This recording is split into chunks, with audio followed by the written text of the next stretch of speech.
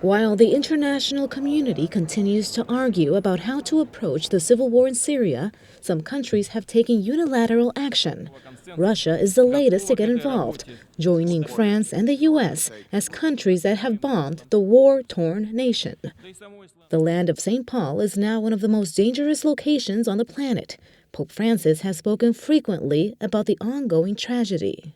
After more than 4 years of bombing, death, and destruction, Syrian bishops are still calling for a non-violent solution to the country's war.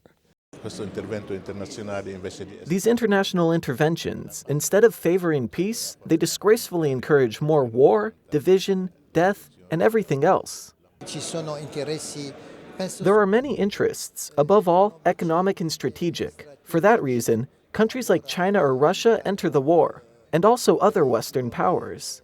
The suffering and pain of 23 million Syrians has become a lucrative business for many countries and organizations. For now, the group that benefits the most is the Islamic State.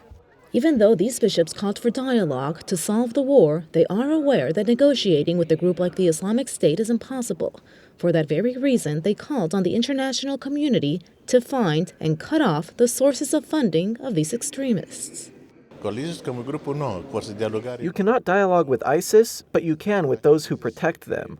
And they don't only protect them. For example, who buys their oil?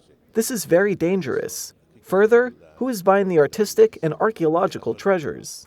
According to the UN, about 95 people die every day in Syria because of the war. 3 out of every 10 are children.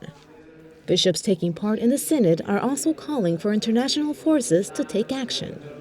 They are grateful for humanitarian aid, but they say the greatest thing Syrians want is peace.